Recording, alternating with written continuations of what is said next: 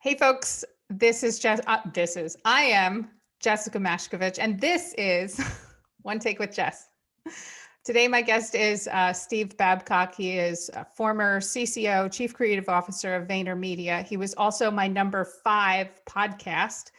Wait a second, I'm like running. The view is incorrect. Hold on. There we go. There you are. He was number 5 when I first started this whole silly podcast thing that I'm doing. And I'm so happy that he's joining me again today. He's the founder of a great company called Made InHouse, which helps businesses, small and large, recognize their capabilities of doing in-house creative and doing it all from within, as opposed to going to external agencies, which I applaud. I think that's great. But before you start talking, because once we start talking, I know that we're just going to gab away. I don't advertise on my podcast, but I will ask if people can follow it or subscribe to it. I should monetize. I don't know how. I should be marketing this. I don't know. But I know that the only person watching it is likely to be my mom. And then she's going to call and be like, how do I like it? And how do I do what you said? So I'll have to walk her through it in a little while. But yeah, give it 5 stars or a thumbs up or follow, subscribe. Please do all those fun things to One Take with Jess. So yeah, now back to you. Enough about me. How are you? I'm doing great. Thank you. Yeah, I didn't know I was the number 5 so early on in the franchise history. That was a long time ago, or it feels like a long time ago. It was shortly after the pandemic started.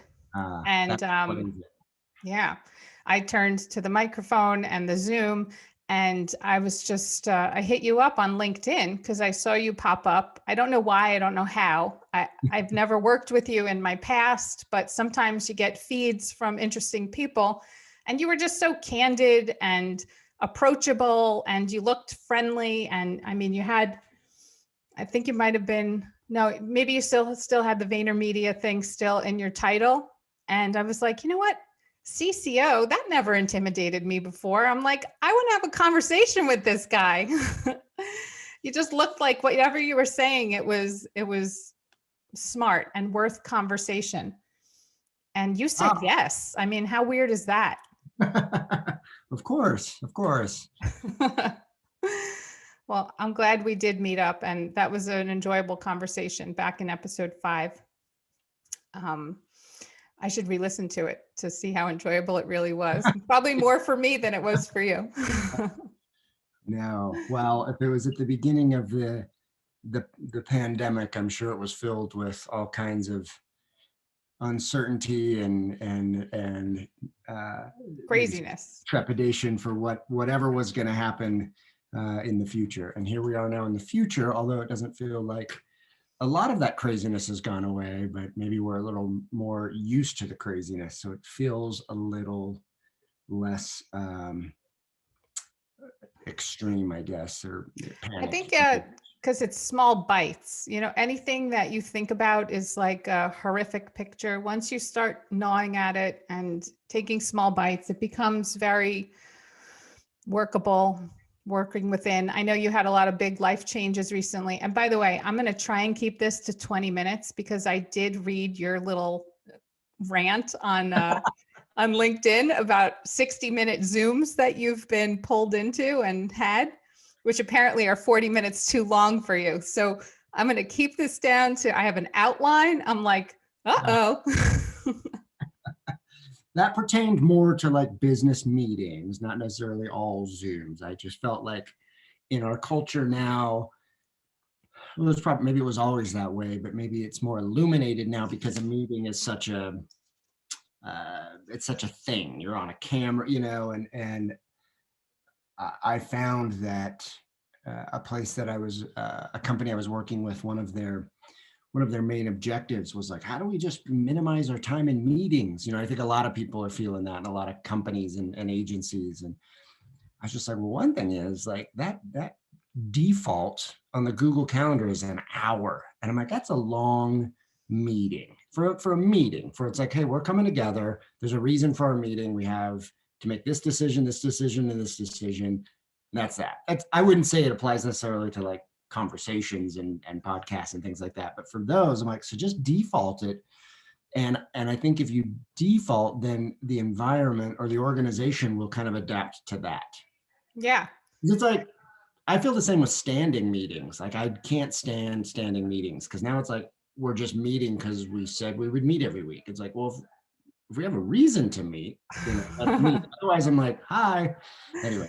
I've been out of the circuit to having regular meetings for so long that I thought you meant standing meetings were actually meetings where you stand. So, I mean, I think that's actually a good idea. If everyone had to stand during the meeting, meetings might be shorter. We tried that. We tried that actually at VAYNERmedia. We had a couple conference rooms where we got just like the bar height, like cocktail tables. Yeah. No seating. And I think it lasted like a month. And then I went in there and then somebody had ordered like bar height chairs. So it's like, all right, it's just a taller conference room now. And started serving bar-like drinks.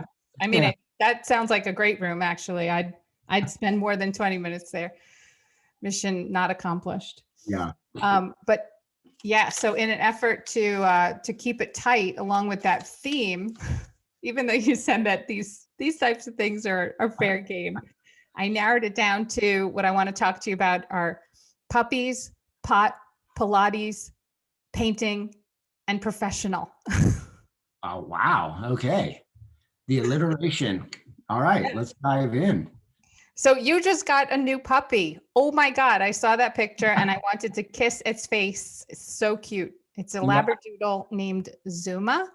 That's right. We got a little girl Labradoodle, and the breeder named her Zuma. And we had some other names and things, and we also didn't know which one we were going to get. This is all new territory for me of like, how do you get a dog, whatever. And the reason we went that route is I'm very particular. I'm not allergic or whatever, but I just don't want hair, dog hair, so there's the doodles don't shed. And yes. You've joined the many that have put in their order for a Labradoodle. And we found this great breeder. And anyway, and so for some reason, when we brought her home, we were just like, no, this is Zuma. So we didn't change the name. So there's no significance to it, to the family or anything other than that's who she is. And I had gone years. I almost thought that Zuma was related to the whole Zoom pandemic naming type thing, but it's not OO, it's a U. And then I looked at it backwards and I'm like, oh, of course. AMUZ, amuse.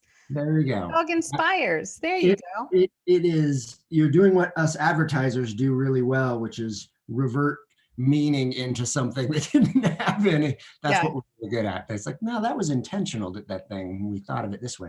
No, we did get a puppy, and it's been awesome. I do, in a way, kind of regret waiting so long. And it wasn't that I didn't want a dog or whatever. It's just, it wasn't we're just moving and going around. And I'm glad we got it right now though, because our kids are old enough to be, especially our eldest daughter is like full on, like took all the training. She's literally everything. Like, so it's left up to me. I don't know if I would know how to train correctly, and you have to like crate train and make sure that they do all these things right. And she's been amazing at it. And it's been fun to watch our three children kind of rally together. Oh, that's great. That's great. I'm convinced that dogs teach children how to love. Yeah. There's nothing more raw of an emotional expression than what someone gives to their pet, their dog, dogs in particular. I'm not that way with my cat, but I always taught my kids, oh my God, let's not even talk about the fucking cat. We curse on this show too. But when my kid would have a bad day, and I've always grown up with dogs, I'd always tell him and her, but my son was older, so it was the conversation with him first. I'm like, take the dog's face in your hands and just look into her eyes, and it all melts away. There is nothing like the best de-stressor is just a moment with your dog. And it worked all the time. Like my kids always do that, and they just find such comfort and relaxation with a pet. And they do. They teach you how to love. Yeah, we're I can definitely sense that, right now we're in the process of it's a little bit of like, we're not fully comfortable with it yet because we're still in the, like, in any moment she's peeing, like that's what we think. Like, so we're still like, once she gets fully potty trained and everything, even though we haven't had any accidents or anything, but to me, that's always that, like, oh, come here, let's cuddle.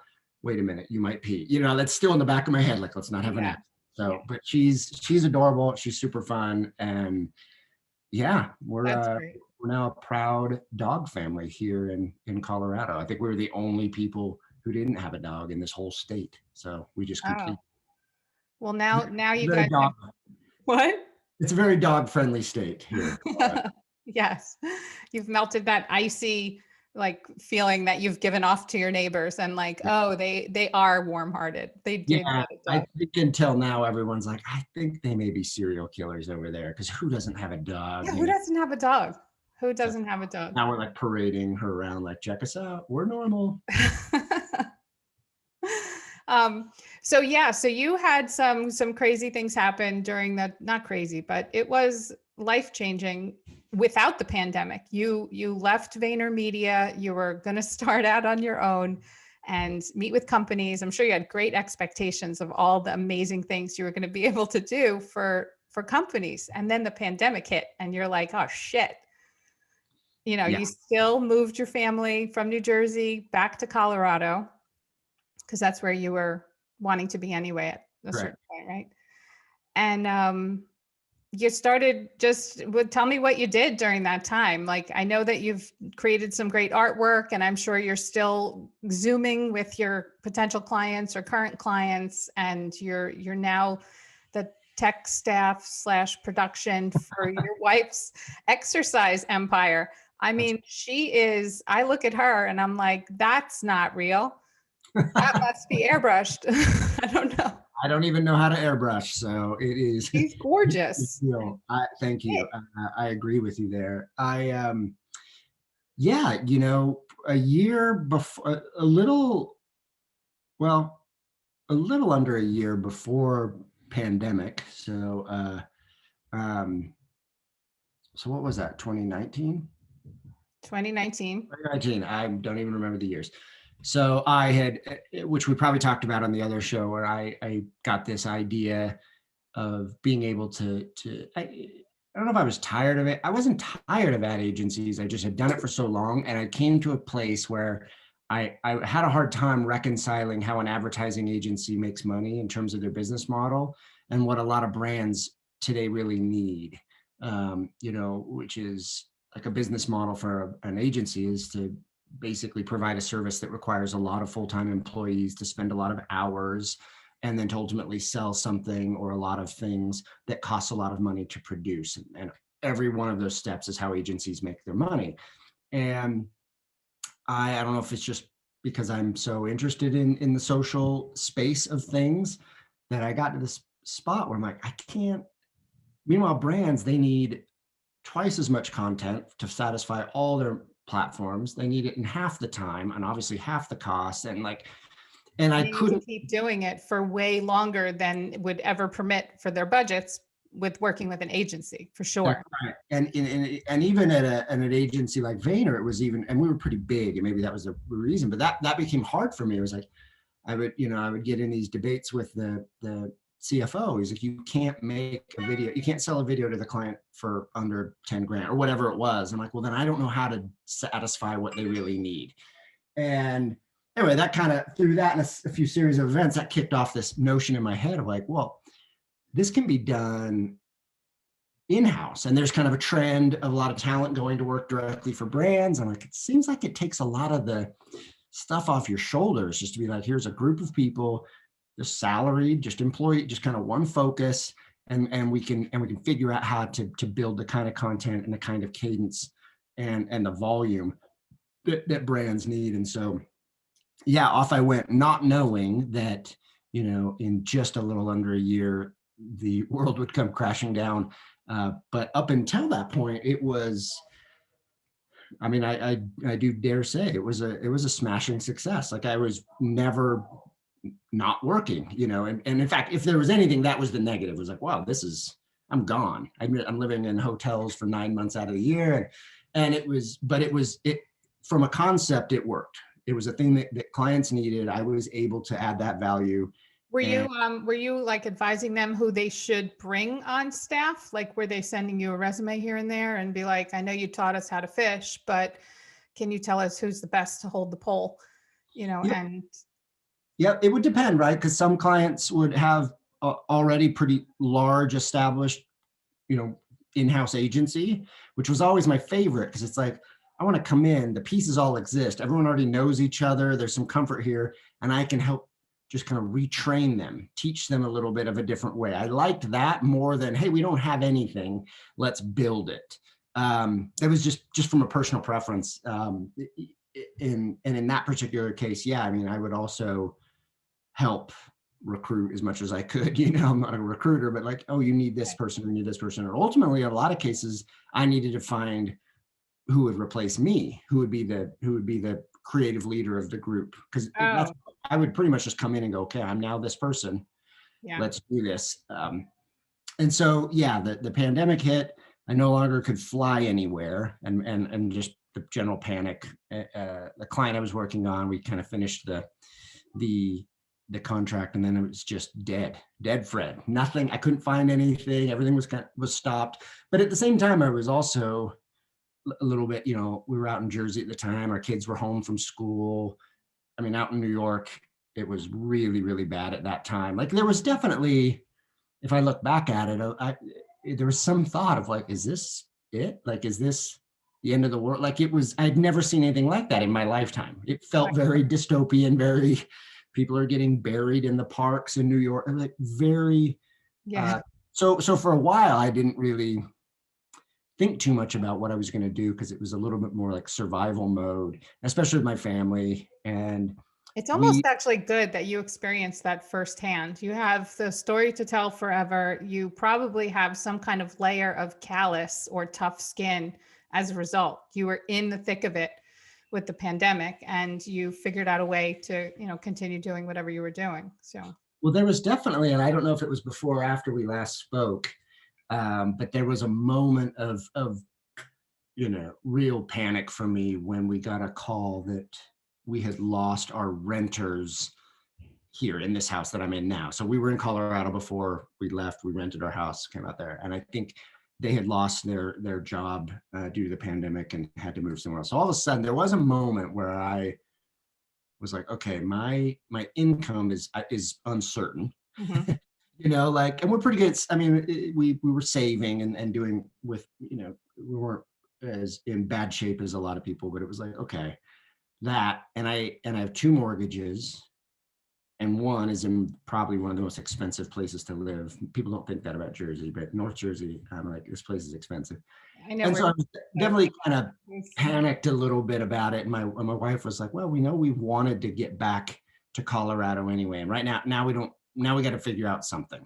Like we can't no one's going to rent or move into it. So we did. We called this agent, real estate agent. We said, can we just put our Jersey house on the market? And she kind of laughed like, well, okay. And it turns out we were just at the cusp, at the beginning of what was you know, a mass exodus out of Manhattan to the suburbs. yeah, if you waited a little longer, you probably could have gotten a lot more for your house, but but we you got got, to leave money on the table somewhere. that's right. We got asking price 5 days. They wanted to close immediately. So it was a whirlwind. And suddenly I'm driving a car, one of our cars. I'm just driving it back to Colorado full of stuff. And then I flew back and drove the other one. So I did that drive twice. So it was a whirlwind of like, okay, we're going to go back there where it's cheaper. You know, it's Colorado at the time. I don't even know if there was much in terms of cases. It just felt, and the whole state is socially distanced. You know, we're out in the woods kind of, and it was the thought was like, this is temporary. To when, you know, in a month when this thing blows over, we'll kind of get back to it.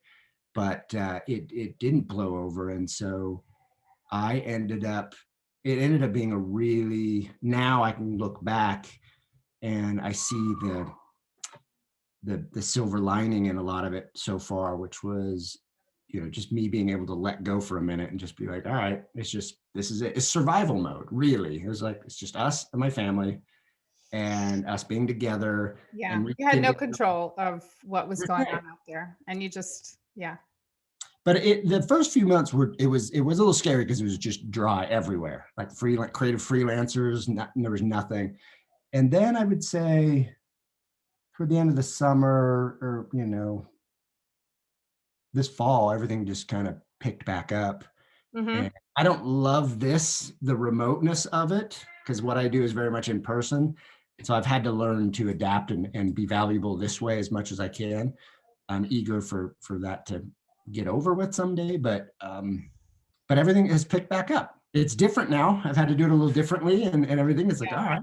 But right now it's, Well, I know you've probably gotten more family time, more time to see what your wife is doing, with her enterprise. I just well, keep well, calling it a fitness that's empire. been probably one of the greatest things, because I remember when all of a sudden I couldn't fly anywhere. I mean, literally, I was on such autopilot of like going, I was flying, moving. I mean, everyone knew me at the hotels, like, and all of a sudden I just couldn't. And for a minute, I didn't know who I was. I was like, I don't, not never in my career have I just been like, I have nothing to do right now. And my wife was like, well, why, I want to do my thing. Why don't you make videos for me? And I'm very much a novice, like little camera shooting it. And then on Adobe Premiere, I can do some basic editing. But it gave me something to do, and it was nice to be able to support her dream for once, because she's followed me all over the country doing, whatever ad job I've had, and so to do that, That's and awesome. to my surprise, and not because I didn't think she's capable of it, just because I know how fickle the internet is and how hard it is to catch a little bit of a following, or to find something. She did, and she's really been able to captivate this audience in strength training for women, in their 40s and above. And Yeah. So do you guys have like a meeting, a status meeting, a standing meeting where you discuss maybe ROI, like what you've contributed, and you talk about the pre-pandemic numbers that she had, the followers, and then what you've contributed and how you've generated X number and that you need to raise. yeah, no, the pay is quite low. It's my pro bono account. No, it's good though. I mean, she's very dedicated and driven, and it allows me creatively to also, to do things that I don't get to do. Like in a job, CCO of VaynerMedia, I'm not in Adobe Premiere designing a little end card for, and I actually like it. I'm like, this is fun. This is what I like to do. So to be able to build her brand and just do it personally and not have anybody, creative directed or critique it. I mean, she's a tough client. She's always got an issue with anything I'm doing, but we work through it and get there. So I'm very excited for her. And when we're starting to see a lot of the potential that, for me, I'm really just like, this is fun for me.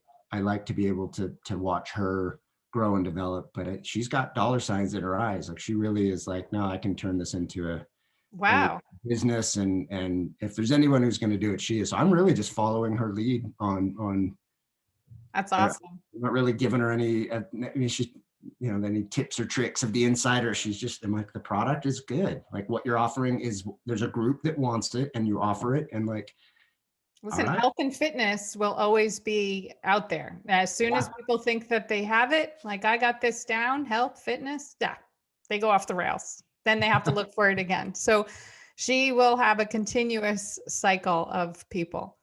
And Yeah. what is she's at Haley Happens, or what's the Yeah, name? so she stole my name. So my name in social media forever, and I don't even, it's just a play off the bumper sticker. It was like Steve Happens, and that just stuck. That's just been my thing forever.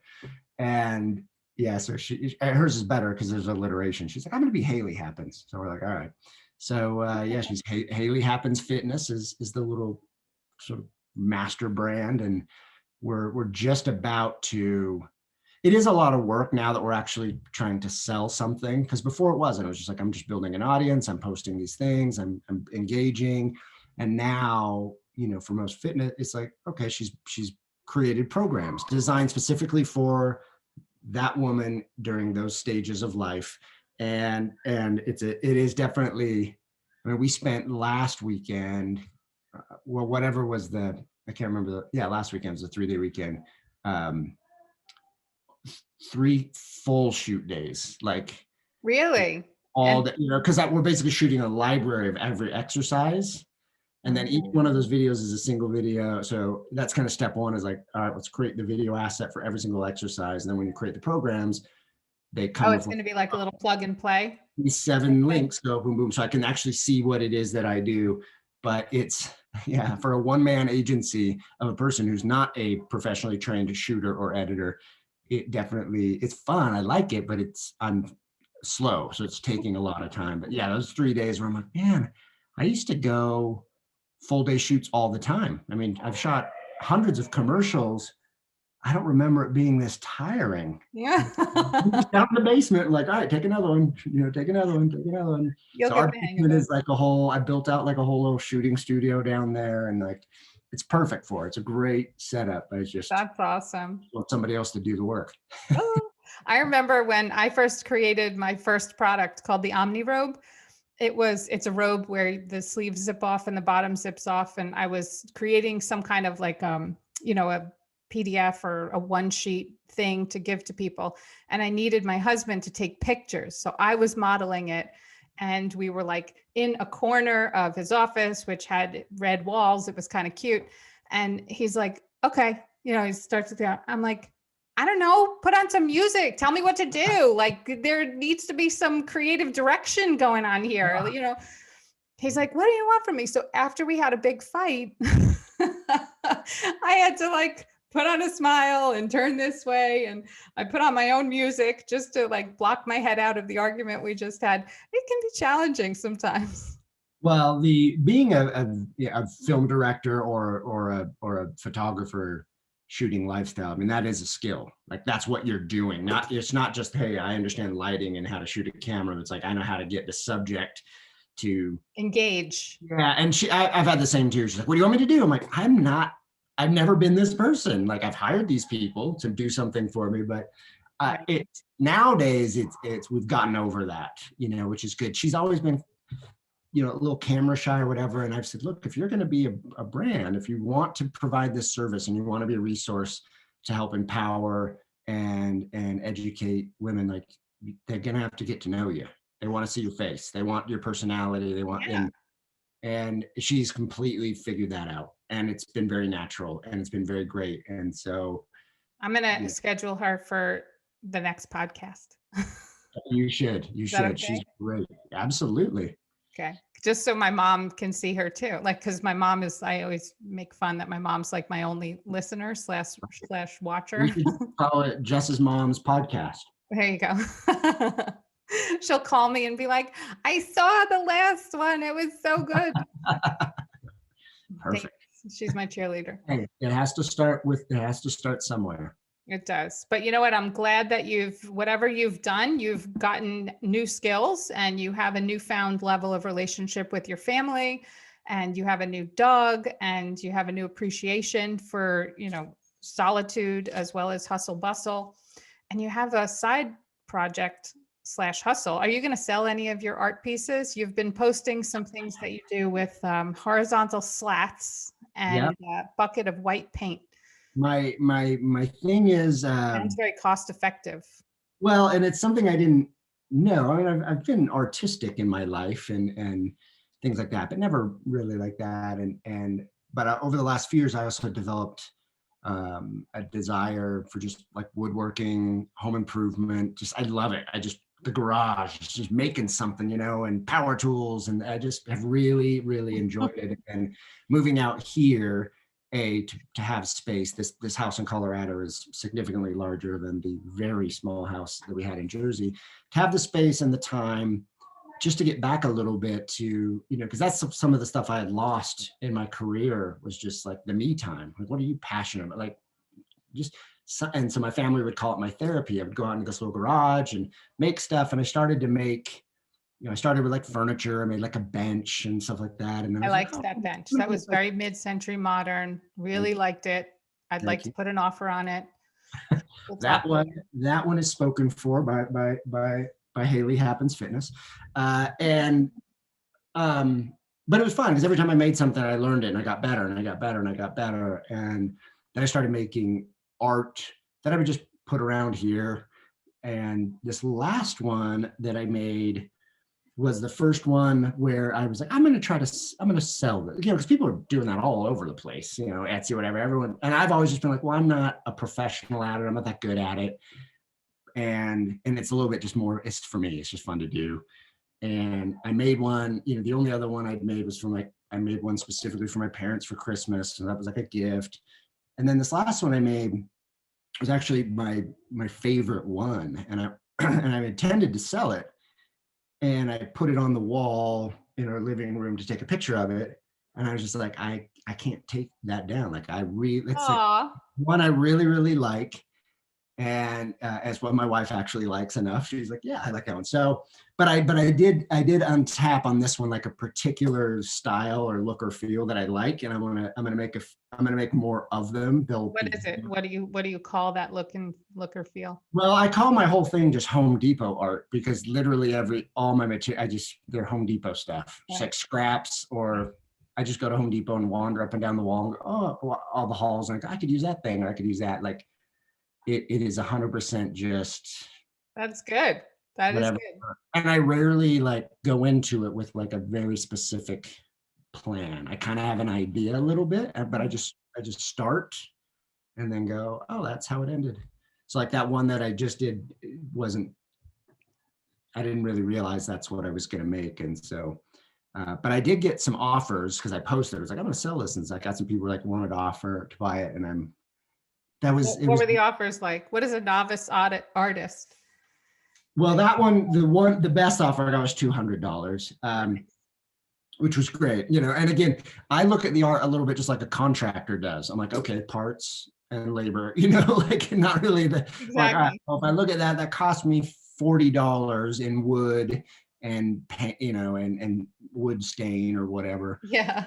And then I'm like, it took me 4 hours, but it usually takes me a long time because I'm not doing it all at once. Right. But it's part of your therapy. So it should be, whatever the cost would be of a therapy session is I've yet to sell one, and I decided to keep this one. I'm going to make some more, and I think there's a threshold you cross, and I don't know, like when you get comfortable selling a thing you make, and I don't know. Like I said, I'm not an artist. Maybe artists get it. I just am like, wait a minute. It's hard because I feel like whatever the dollar amount, I feel like, is this worth that? Like, I feel a little, I don't know. You have imposter syndrome? I don't know if that's what it is. It just feels like a weird. Well, it's weird. It's weird to think that. Are you going to miss it? Excuse me. When you get busy again, busier and, more motile, are you going to miss this time to be doing this art, or do you feel that you just need to do it right now? So no, I mean, I assume I would miss it. But I also am trying to figure out how to not go back to the level at which I was. Right. So a lot of people are doing that too. They just have a moment of self-realization of that. Yeah. And that's probably why I'm looking at, why something like Haley's business, just I'm all of a sudden going, wait, what are other ways to provide, that at the end of the day, it's like, okay, we have to provide that aren't that. Is there actually is a little, I don't even know if it'll become anything, but there is a t-shirt. It literally is designed to be one shirt. Is the whole company is this one shirt, but there's a lot of meaning behind it. And I will tell you, we'll have to do another podcast when I do it because I'm not launching it yet. But there's like a little side business. I'm like, I want to get that going, and I want to get this going. I want to get this going, so that when the world gets back to where it is, I don't want to go back on that path. I want to be able to continue using my skills as in this particular thing, but I want to diversify, I guess. And I hope, and in diversifying, I'm continuing to carve out that little place for me to keep doing my art therapy, as my family calls it. Good. Well, that's exciting. I look forward to that. I'm going to switch topics because that was the Pilates topic where I wanted to bring up the great things that your wife was doing. So everyone go follow her, and him and you. Follow her. The other topic, so we covered puppies, Pilates, even though it's not Pilates, that's just the thing that alerted me. She is a Pilates instructor as well. But okay, so there you go. It was Pilates. Training right now, yes. Pot. I wanted to talk about pot because you're in sorry. You're in Boulder, right? Yep. Okay. And which is a stone's throw from Denver. Yeah, it's about 25-minute drive, maybe. Close enough. Denver has the Green Mile. And by the way, sorry for the confusion with the whole Eastern time when I scheduled the meeting. I'm like, are you Central? I'm so like Eastern centric that the only things I know are Eastern time and Pacific time and Central time, because they used to say it on TV. Like if a show was airing, it would be like 8 o'clock Eastern, 7 o'clock Central. So I'm like, oh, he must be Central. So I didn't even know there was a mountain time. It's the least popular zone, I guess. Yeah. I mean, I felt very unworldly. I've traveled to Europe. I hit 11 countries after I graduated from college in Europe, and I wasn't aware that there was a mountain time. Very ashamed. There is. But yeah. So you're in Colorado, Boulder, 20 minutes from the Green Mile in Denver. And I have to ask you, because this is just a topic that I think about often. Marijuana, legalized recreational use, marijuana. There are more dispensaries in the Green Mile than there are Starbucks and a couple other things. How has life been? How long have you lived in Colorado before it was legal? And then now that after it's legal? And tell me your thoughts on this. Yeah, I actually, from the perspective of you personally as an adult, as well as for your children who are growing older.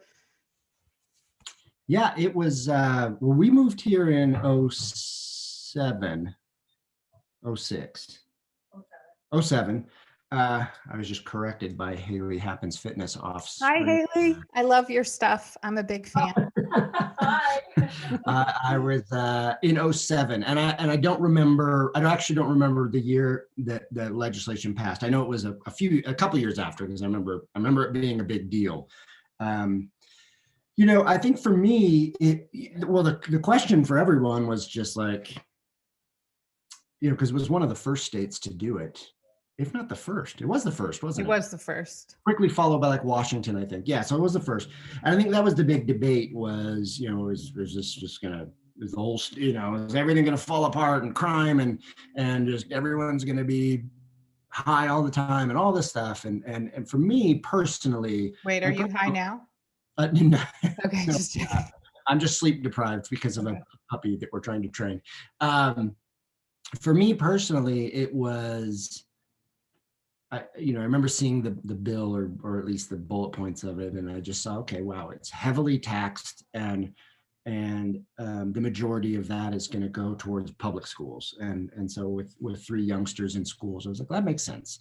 And my personal opinion on something like that was like, well, I don't know why it is illegal, versus other substances that can alter the mind, alcohol, etc. Like, I was like, okay, as long as there's regulation, figure it out, whatever. So I really didn't have much of an opinion on it. As somebody who's also never consumed it, I just was like, I don't really care. But it was very interesting, and I don't have any stats on it, but I believe, what happened was like a pretty big surprise. Like, there was no spike in crime, it really benefited schools. The biggest issue were the neighboring states, because they were like, everyone's going in and trying to bring it back, whatever. It's like fireworks. And so I didn't really, the only thing that really changed was like every time after we were like, oh, you're from Colorado, they were like, 420 bro. And it's just like, wow, that kind of became the reputation of the state. But do you think that enhanced the reputation or tarnished it? Like, do you think that people are like, oh, Colorado, you must be a stoner, or, Well, for a minute it did. I think now, because it is, I don't know how many states, but a lot of them have passed. I think Jersey's about to. We are. New York is too. and California did and all that. And I think it's become more normalized. Plus, you And have a good influencer population in almost every celebrity always talks about the edibles or the whatever that they just did, or yeah, everyone's talking, aside from Snoop, everyone is talking about the weed that they smoked or ate or well, injected. that's the thing. I do think that there's been education and people have come to understand like, oh, wait, there's the CBD, there's that component. And then Hmm. there's the hallucinogen component or whatever. And because things are becoming more normalized and destigmatized, I think if you think back, it used to be, it was so stonery. And now it's like not as, it's just kind of like, oh, okay. Right. Which is where like the celebrities and the influencers have kind of like made it more normal. They've normalized, recreational marijuana or Yeah. recreational cannabis. So I And think for, I'm a big believer in the medicinal side of it. Absolutely. sure. Absolutely. I But think, I definitely think that there needs to be just a little, whatever tighter rein that we've always had on marijuana for the younger kids, for you and me, the old folks, have at it. I feel like, I feel like I'm well, everything since the pandemic, and kids haven't physically gone to school or whatever. It's been a while. I mean, I remember out in Jersey, when we were there, of course, it was vaping was the thing, not vaping marijuana, just vaping. That was the big deal. And then I think some people started to get killed from trying to vape stuff or whatever. And that, but out here, I don't know.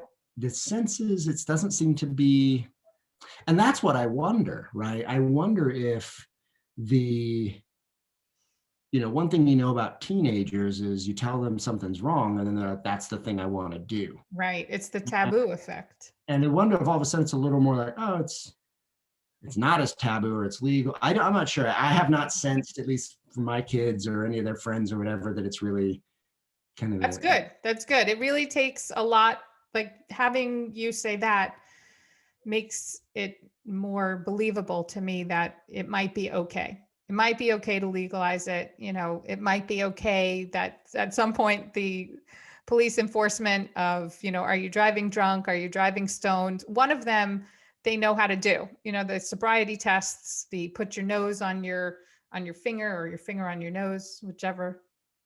Like, do you do this? you get the same result at some point. Yes. I Yeah. mean, I do. But I with remember. marijuana, they don't really have a test, so I don't know how the laws are gonna. And I do know people that think that they could drive fine. Oh, I only smoked, I didn't drink, so I can drive There's, fine. There's a lot of like teaching that still has to come with yeah, that. I don't know there if was Colorado's ahead of the definitely. game. No, there was definitely, and again, since I don't get out that much anymore, I'm not sure. But before we went out to the East Coast, I remember here there was a lot of advertising and marketing from like the Department of Transportation and about like don't drive high. There was definitely a lot of, with the legalization, with the legislation came a lot of like, hey, well, we also want to make sure if this is going to change in our state that people know how to be safe about it. And so Yeah, that's it, good. to me, it's just like any other, like I said, any prescription drug, I mean, anything can become Right. a problem if it becomes radicalized or extreme in your life. And so I think it's kind of the same with Okay, that. good. But it's been very favorable for the economy for sure. Yeah, Yeah. absolutely. I mean, I think that's one of the reasons the other states adapted the model. They're like, okay, well, Colorado didn't burn up in a crazy drug riot. In fact, this was good. This went down. This was, so. Yeah. Well, maybe that's what Manhattan needs to do. They need to Well, look. I would always laugh as I'm walking through Manhattan. I'm like, it must be illegal here because I smell it everywhere. Yeah. So it's like, No, but with the people leaving in droves, they may be able to get some people back by just, giving them a little taste. How your thoughts as a creative person, um, psilocybin, shrooms, there's, been talk in the media lately and, on other podcasts that psilocybin and shrooms are actually becoming again like more acceptable amongst mainstream people as opposed to dirtbags, or druggies or college kids looking to have one of those trips. We'll do yeah, shrooms, we'll shove it in like an ice cream sandwich, whatever they do to do that. But it's now being talked about just as a creative enhancer. It unlocks your brain. It shows you a different side of reality that can really help enhance your life and your job. And Thoughts? Any thoughts? No, I mean, I don't know. I mean, I'm someone who's just typically refrained or avoided, from personal experience. So I don't really know. I mean, Me too. You and I are just a bunch of dummies talking about. I guess I would always be a little hesitant myself, just because um, I would want to.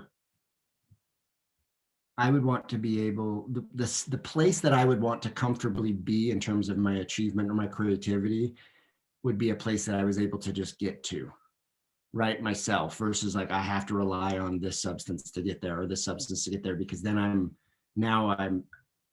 not self-reliant. Then you've never gotten drunk at college in order to release your inhibitions and talk to a pretty girl. I am, no, I got, well, yeah, I didn't talk to a lot of pretty girls either though. So, but, oh, I know, I got there out of my own courage. Yeah. Your own courage. But I'm sure there's I mean, it's the same with like, you know, college kids, using Adderall to focus and stay good at, there's all those things. And, that's maybe the only challenge really. And advertising is a lot like college in that it's competitive. And, I don't know what happens in a world where it's like, well, if you're a creative at an agency and you're competing with other creatives to sell your work and to get clients to buy your stuff, and you're the only one not, taking the substance to alter your ability, that gets interesting. Yeah. When Yeah. that happens, I don't know. No, I mean, that's a good point. That's a good point with some of even the standardized tests. They're like, are these kids taking Adderall to do better and, get into school? It becomes a whole different ball game. Yeah. I think in general, it's just a culture that it's that competitive, we have to be better than our neighbor kind of culture that fuels a lot of that stuff, which I get, but I think those who are really happy in this life have somehow found that happiness with just like, I don't care what my neighbors are doing. Like, whatever you're given here. Yeah, but it definitely is a challenge. Like when it comes down to your being what, how well you do in college or how well you do at your job, I can see that could potentially become an issue. Yeah.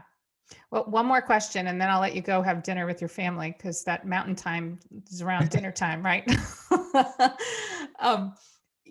By you by you assisting and being the production department for your wife's fitness, have you yourself gotten fitter and healthier? And not that you needed to. I don't know what's under those things, but did it rub off? Solid muscle. She just looked in and laughed at me. It did. Pandemic's been tough. My eating habits have taken a dive, so I need to get better at my eating habits. But I would say, I love how you're peering to see. Literally walked in when you asked that question. I'm just waiting for her to leave. No, what did do is before we really started this, when she started weight training and got certified as a personal trainer, and has just gotten really involved in that aspect of it. Because when it was Pilates, it was like, not that Pilates doesn't benefit a man either, but it was just like, I don't know, it was hard. I was always like, there's this contraption you're on and I don't know what I'm doing. And it's always pulling your limbs all over the place. But weight training was like, okay, yeah, that's something that I would be interested in, and understanding the science behind it, especially as you get older. But for me specifically, I've always had, well, not always, but for the last probably 10 years, I've just had a really bad lower back, and maybe once a year I would tweak it, and it'd be pretty extreme. I mean, I remember once in New York when I was living there by myself when I first went out to join Vayner, I literally just got up from a couch in my little apartment and just just a tweak. And I was like, and I had no one could help me. And I was like laying on the floor, couldn't even get to my phone. I'm sorry to laugh, but that's hysterical. You're old when like either you sneeze and you hurt something, or you just get up. And unless you've experienced it, you don't know, because you're like, no, like you can't move. It is debilitating. Like it is so much pain.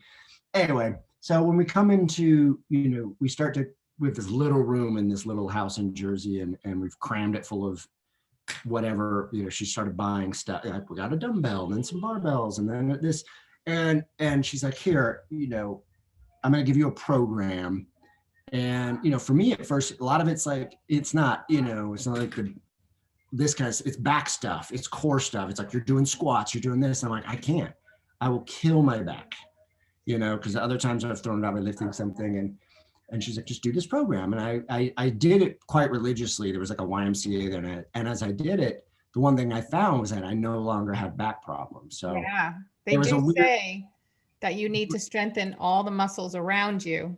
If not, that's right. your discs and your everything else take the full pressure of And everything that you're was, doing. I had a misnomer of pain. I was like, well, just because it's hurting doesn't mean you should stop doing this. In fact, this is the thing that's going to, and so that really was, that's been a thing that, I mean, knock on wood, I have not had, I don't want to say it because I don't want to jinx it, but I've been pretty good when in the backache department. And then when I was doing Made InHouse, it just happened, this one long client I had, there was a gym right next to the hotel. So I got really religious. I had nothing else to do. I was living by myself out there. I got really religious with going. And then when we moved back here, we have a huge unfinished basement, and I sort of combined my love of wanting to help support my wife, but also do some home improvement. And I built out which I would say is a pretty legit, like, at-home gym. We've collected gear over the years, especially with the pandemic. It's like a full-scale gym and Nice. a shooting studio. And so with that there, and with a fully trained certified trainer who gives me my workouts, I go down pretty much every morning and do my little workout before the day. Like I said, right now I have the energy and stuff, but I gotta get back on because it's all diet. Diet's everything. You can't just exercise and not do diet. And I'm just Yeah. too like, I think they say 80%, or we'd have to check with her and see. 80% is what you put in your mouth. but it is kind of I've had to deal with everybody being like, to her, they're like, your husband must be jacked, because you look at influencers online, like they're always married, so there's always like, the super attractive fitness model. And then you look at her husband and they're always ripped. Like, that's not the case with us. Like, so I'm trying to get there, but I'm a little more behind the scenes guy, but You're good. Yeah. You're good the way you are. It rubs off for sure, and it's been cool because it's rubbed off on our kids too. It's one of the funnest things is like when our schedules align and we're actually all doing our workout together down there. Because like I said, we're fortunate. The space is huge, and we have like a full gym, and so we just turn on the music, and everyone's kind of doing their thing, and mom's going around critiquing everyone's form, and it's just like, this is fun. Awesome. And yeah, it's special. Well, it sounds like you have, whatever you have going on. It sounds like you're doing everything. You have a good dose of animal and children and family, and your wife is doing good. So, I mean, I hope everything works out with your business and however you want to morph it into whatever it does become with all of these newfound interests and considerations. I wish you all the best.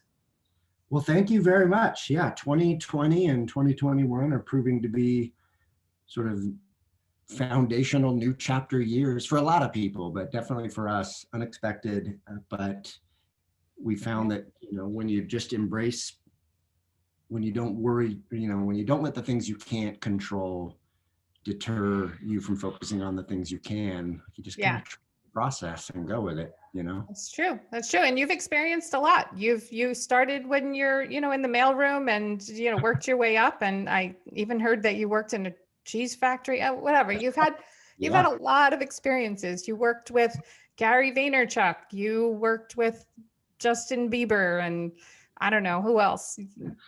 You've certainly rolled with the big guys.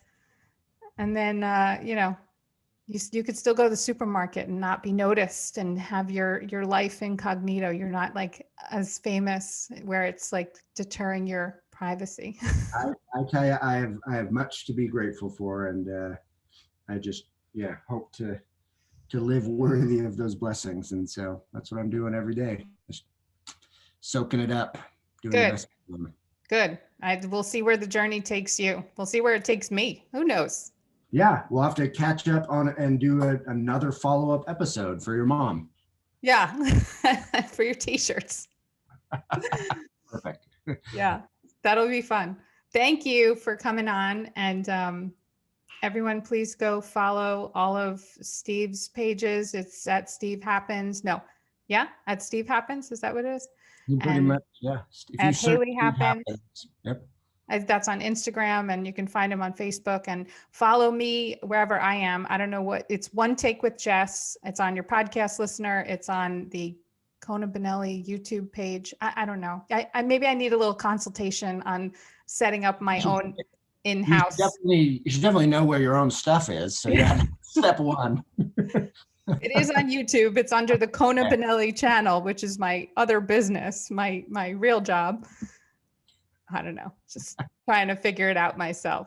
It's all good. The point is that you're making stuff, and I'm making. that's where the journey begins. Exactly. So thank you for coming on again. Thank you for stopping by. We'll talk again soon. All right. Bye. Okay. Bye.